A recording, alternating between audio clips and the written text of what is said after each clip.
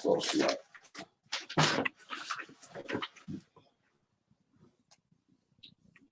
We in there. Mm-hmm.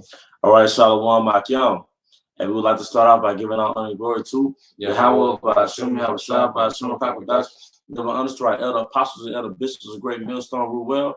Peace and blessings to the house of David, the elect, and Zahab, to my left.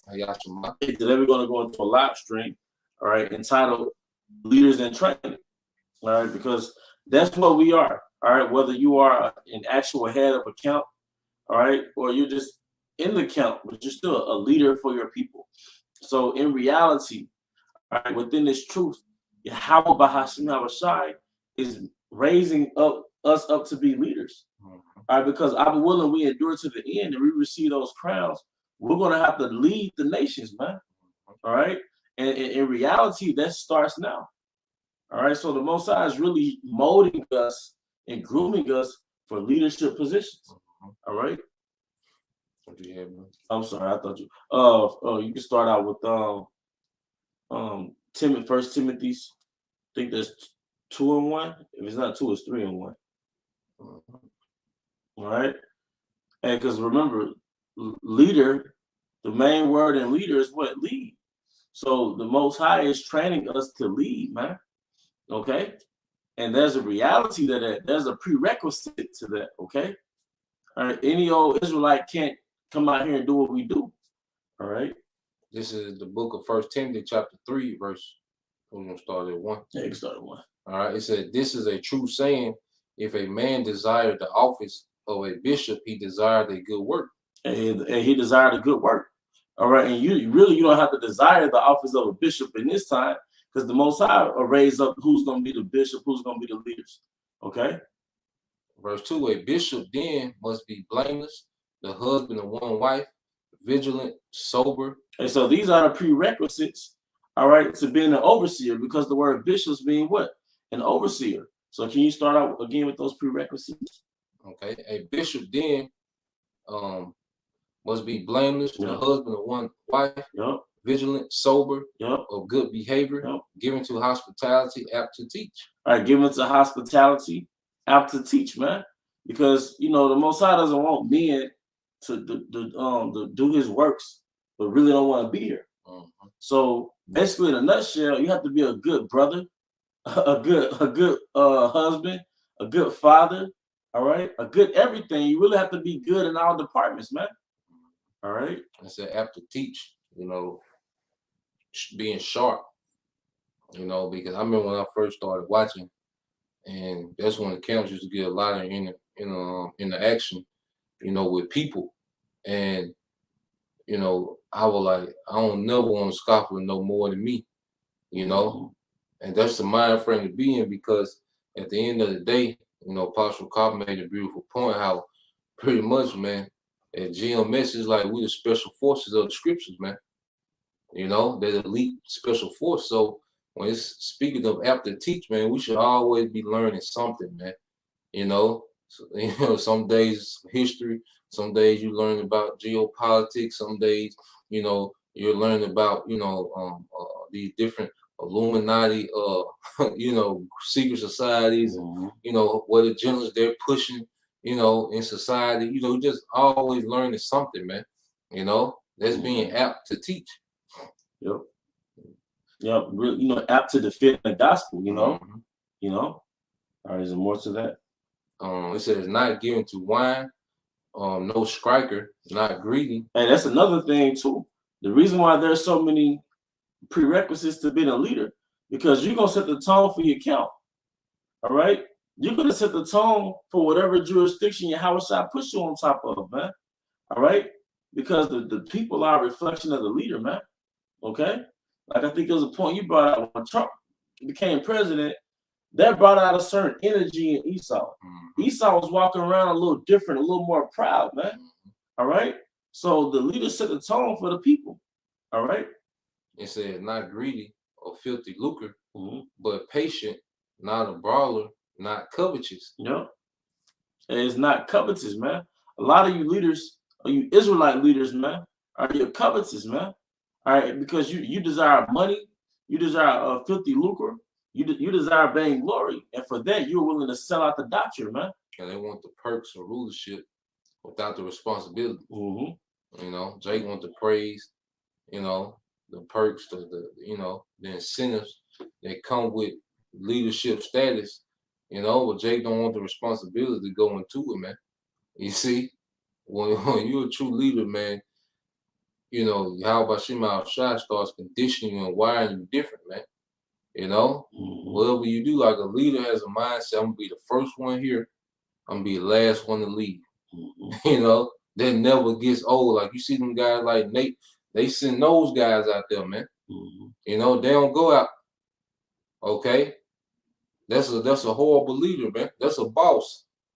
You know, but you look at the apostles, they Apostle Hart opened the camp up and end the camp. He out there for 2 hours, 3 hours. You know, they still going over 2 hours, 3 hours sometime, man. So he sets the tone within the rest of the body. You know? So if the top man is doing that, how much more us, man? You know? It says, one that ruleth well his own house, having his children in subjection without gravity.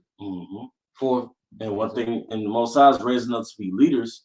He's raising us up to be leaders, but you know, also rulers, right? And what I've learned is that you know, you have to practice responsibility.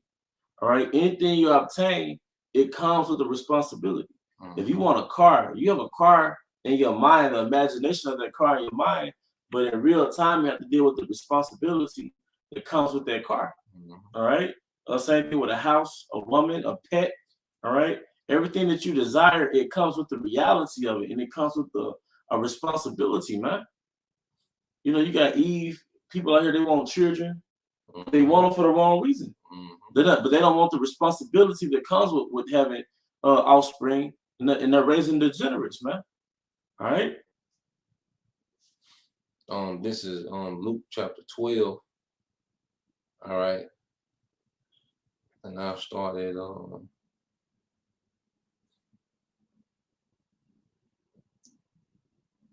I started at 41. It says, then Peter said unto him, Lord, speakest thou this unto us, or even to all? And the Lord said, who then is that faithful and wise steward, whom his Lord shall make ruler over his household, to give them their portion of meat in due season? Yeah, and the household, you know, the Lord is the elect, man, the house of David. And Yahweh Shema Shai has set up particular men to be rulers, you know, over their house, you know, starting with the rank that's within the camps, okay? And then just each brother becoming a leader, you know, over men, you know? So it's like we've been left responsible for a nation of people. And when you look at it like that, you move different. Your decision making, okay, is different. When you understand that Yahweh Shai left us responsible for people, you see, sound doctrine, be you a watchman. The watchman had a different life than everyone else.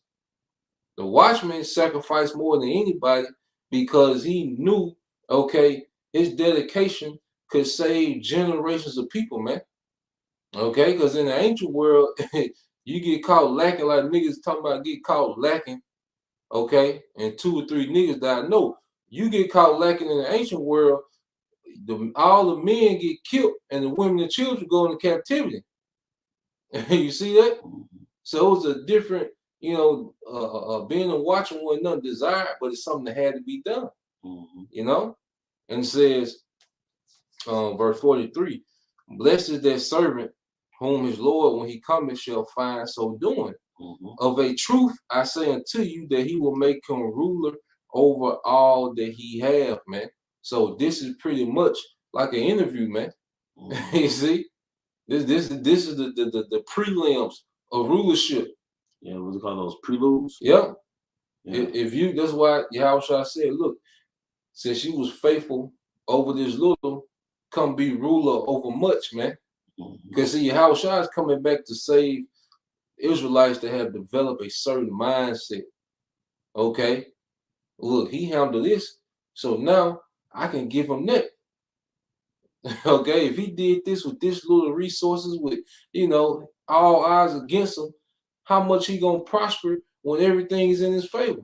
Yeah, that's why I said, he that is faithful in little should be faithful in great things. Something to that effect. Yeah, it's coming. It's coming up to it. Okay. Yep. It says, verse 44.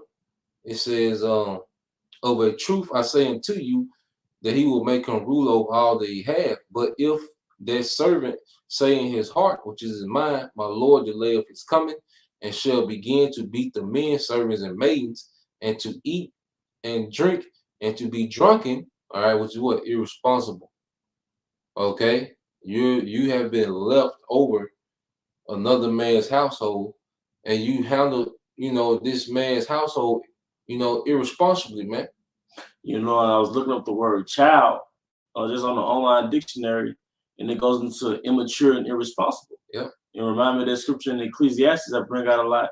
Woe to thee, O land, when our prince is a babe, he's a child. Yep. So I asked myself to the spirit, like, what really constitutes a child? And it's those two words, immature and irresponsible. So brothers have to be mature and responsible when dealing with these leadership positions. All right. It says, reading down, says, the Lord of that servant will come in a day when he looketh not for him, and at an hour when he is not aware, and will cut him in sunder, and will appoint him his portion with the unbelievers, man. And that's the destruction, man. And that's going to be in a horrible form.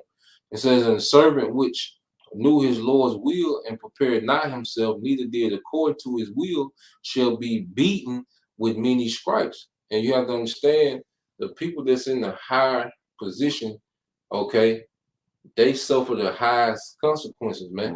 When shit go wrong, okay, the responsibility go from the top.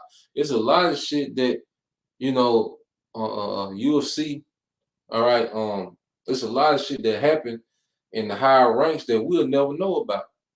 Okay, you're not going to see these top executives getting their ass chewed out by the CEO. We don't know them people, but it could be for something, okay, that's dealing with the numbers, okay. But we're all part of this one team. But you'll never see the higher ups, get their ass chewed, man. Okay, sometimes it make it down to the bottom, but a lot of times their rebuke stay up top, man. And that's what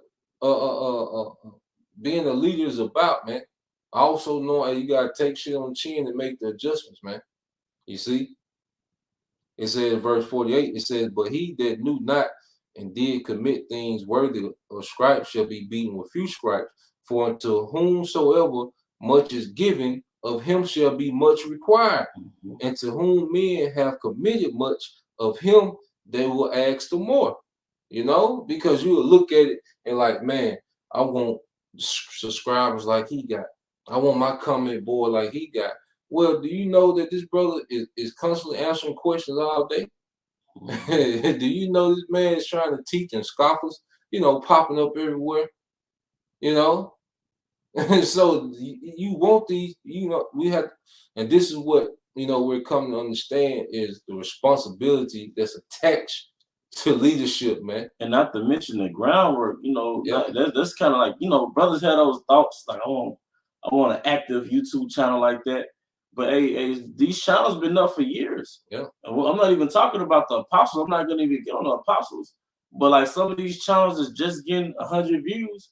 Well, I speak for my channel, man. My Spirit Being Judah has been up since 2014. The Spirit got it to where now, people are in tune and, people keeping up with it. But that's what, 8 years? So, but the last 6 of those years, maybe 7, it was 30, 40 views. So it's the groundwork too, man. You see?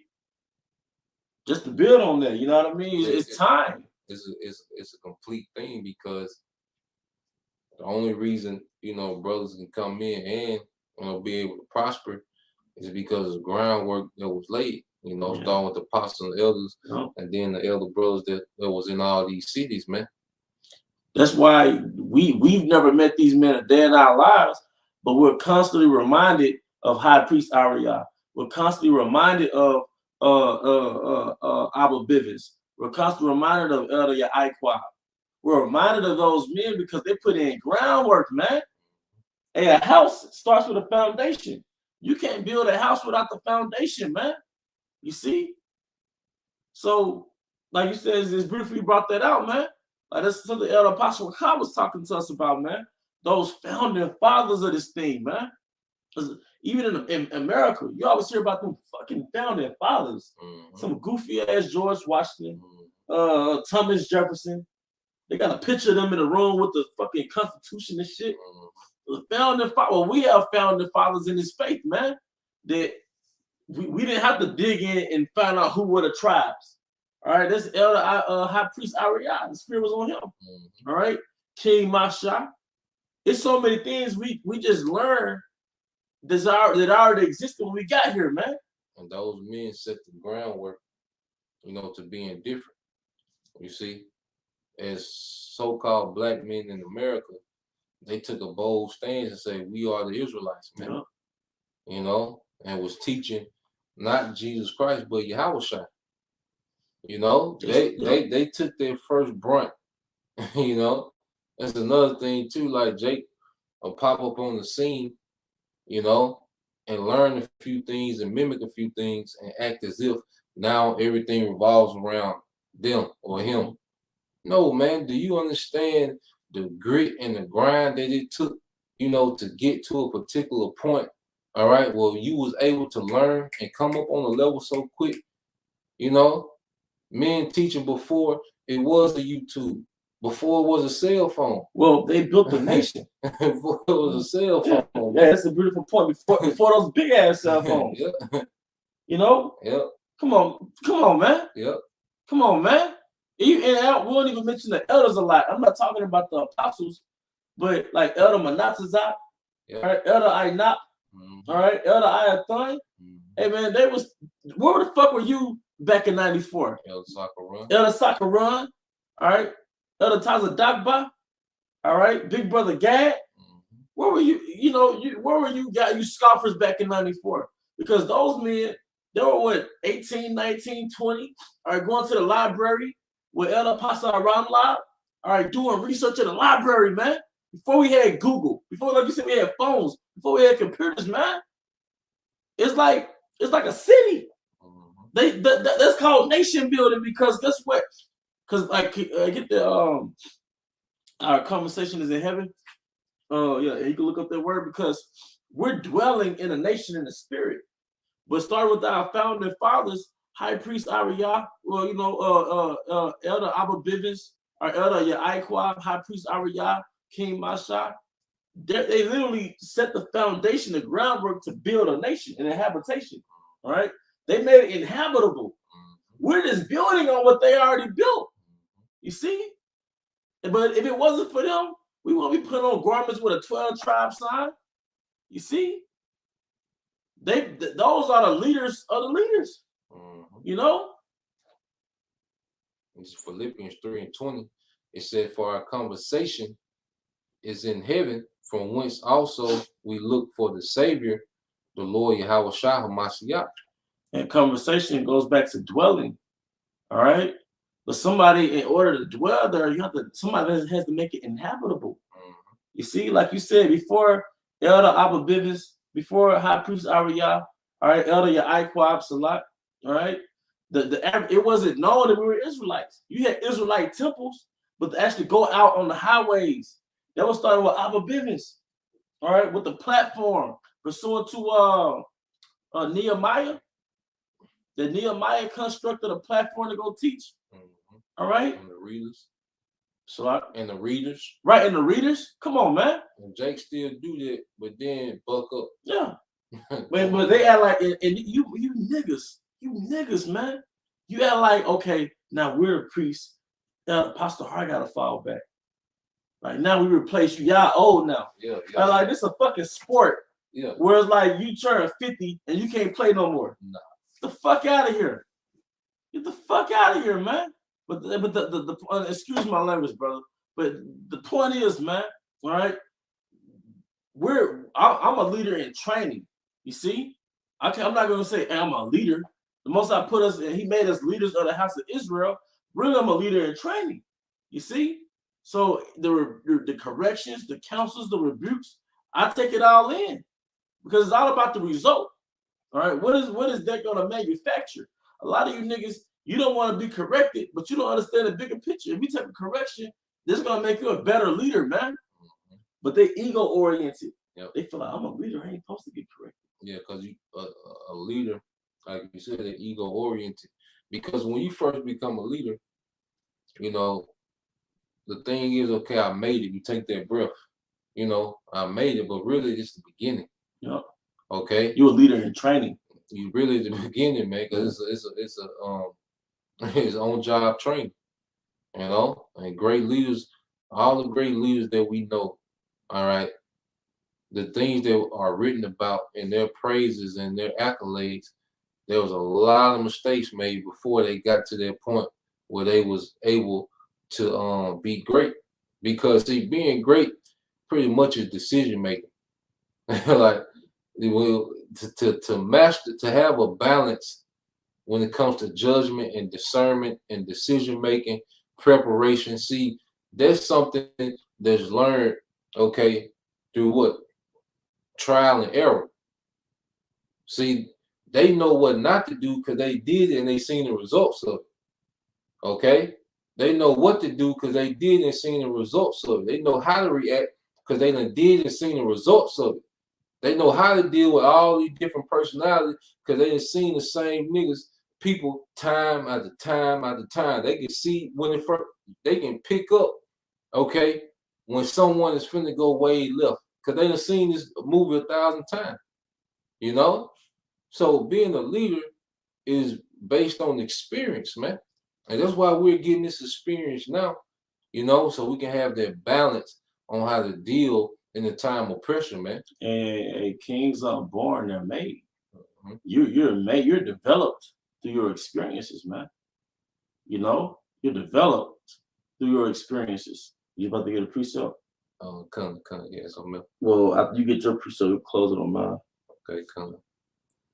It's the book of Isaiah, 48 and 10. It says, "Behold, I have refined thee, but not with silver. I have chosen thee, all right, in the furnace of affliction."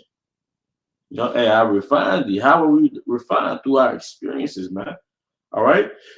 And that's what really develops you. That's what breaks you down and rebuilds you, and breaks you down and rebuilds you to where you're a different person. You're a different man.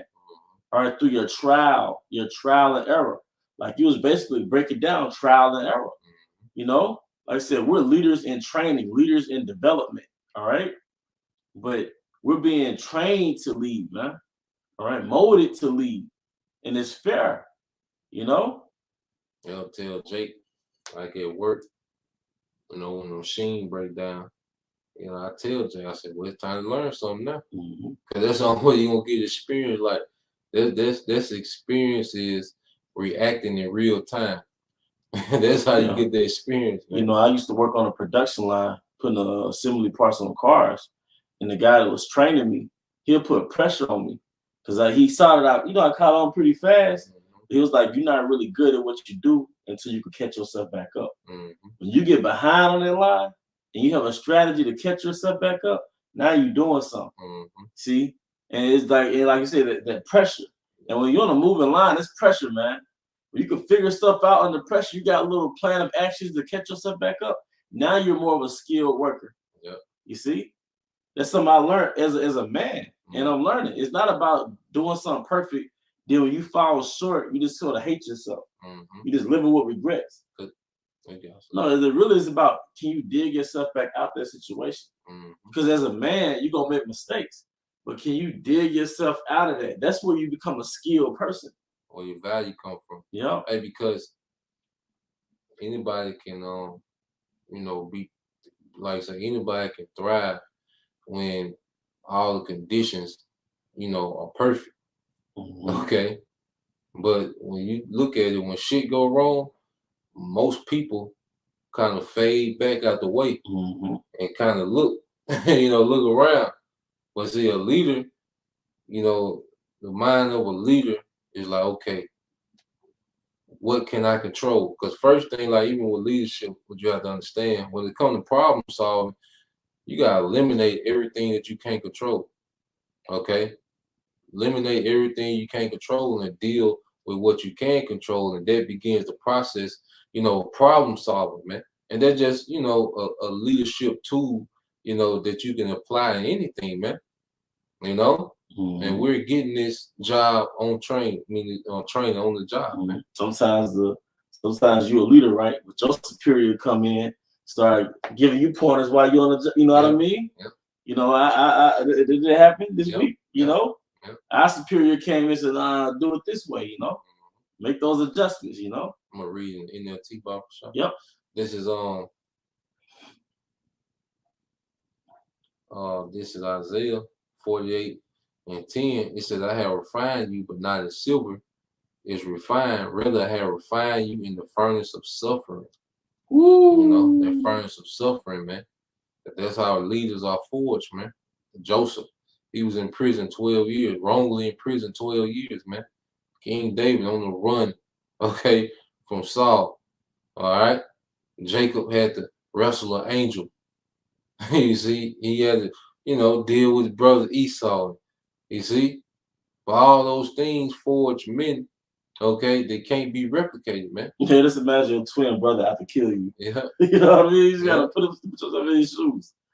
And you could just close out Proverbs 27 and 23. Proverbs 27. I think that's it. That was beautiful, by the way. It's a book of Proverbs, chapter 27, verse 23. Be thou diligent to know the state of thy flock, and look well to thy herds. And know the state of thy flocks, man.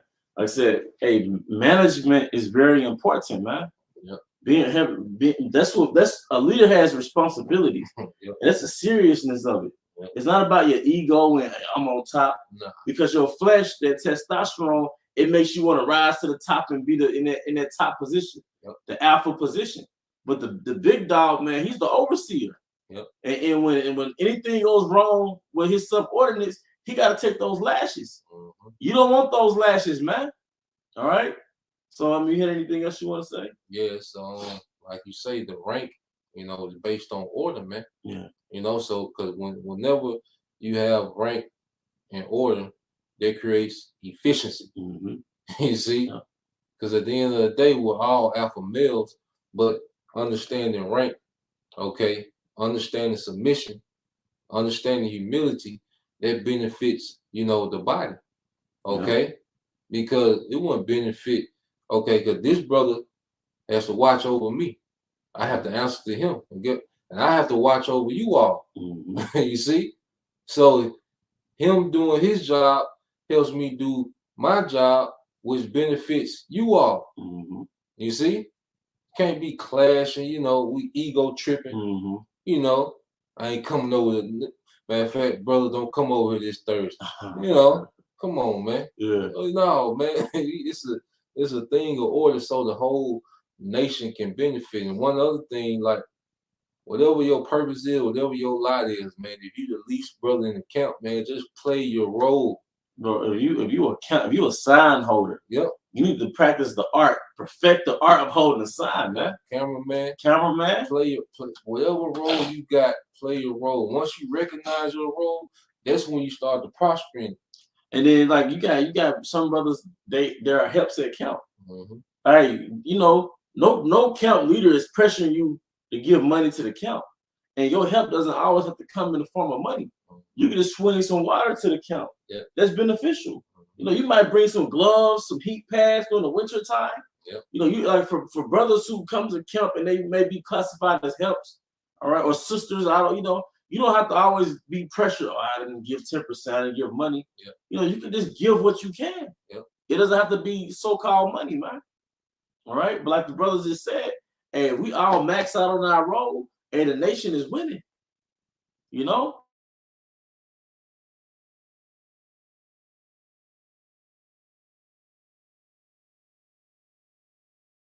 Yahweh Ba'Shem Yahushua Ba'Shem Kakadash, the unassociated elder apostles and elder bishops, great millstone rule well. Peace and blessed house, David the elect, Abba. Come here, Shalom. Hey, Shalom.